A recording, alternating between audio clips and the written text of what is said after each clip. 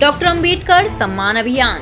उत्तर प्रदेश के जनपद हापुड़ के पिलखुआ में आयोजित हुई बाबा साहब भीमराव अंबेडकर के ऊपर संगोष्ठी में बाबा साहेब के जीवन पर प्रकाश डाला गया। कार्यक्रम में पहुंचे लोगों को जानकारी देते हुए पश्चिम के क्षेत्रीय अध्यक्ष सत्येंद्र सिसोदिया ने कहा कि भीमराव अंबेडकर के पास कुल 32 डिग्रियां थी। वह 64 विषयों में मास्टर थे और 9 भाषाओं में निपुण थे। उन्होंने कहा कि एकमात्र भाजपा की ऐसी पार्टी है जिसमें बाबा साहब को सम्मान दिलाने का कार्य किया है। कांग्रेस ने तो उनकी मृत्यु के उपरांत उनके परिवार के साथ बहुत ही दुहास करते हुए दिल्ली छोड़ने का आदेश दिया और कहा कि मुंबई में जाकर उनका अंतिम संस्कार होगा। और जब देश की जनता ने यह आवाज उठाई कि बाबा साहेब के निवास को उनके स्मारक बनाना चाहिए, तो इसमें भी कांग्रेस ने अपना विरोध दर्ज किया। जब केंद्र में भाजपा की मोदी सरकार आई, 2018 में प्रधानमंत्री की उनके निवास को स्मारक बनाने का काम किया और भाजपा सरकार बाबा साहेब के सपनों को साकार करने का काम कर रही है। भारतीय जनता पार्टी द्वारा आयोजित डॉक्टर भीमराव अंबेडकर जी उनके जन्मोत्सव पर लगातार कार्यक्रम कर रही है।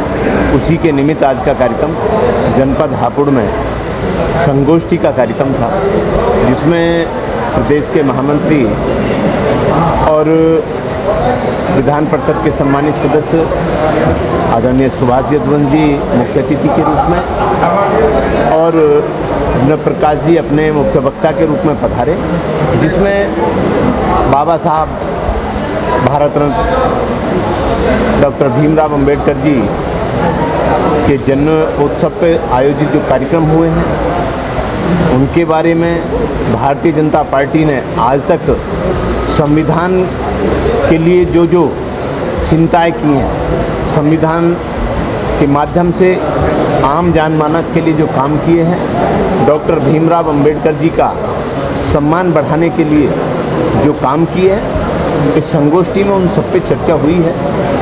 मैं आप सबके माध्यम से बताना चाहता हूं कि देश के यशस्वी प्रधानमंत्री माननीय नरेंद्र मोदी जी ने डॉक्टर भीमराव अंबेडकर जी के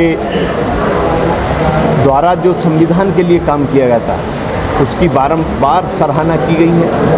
उनको सम्मान देने के लिए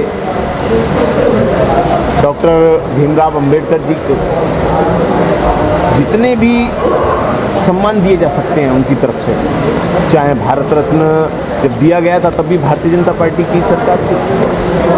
हमने जहाँ जहाँ उनकी स्मृतियाँ जुड़ी हुई हैं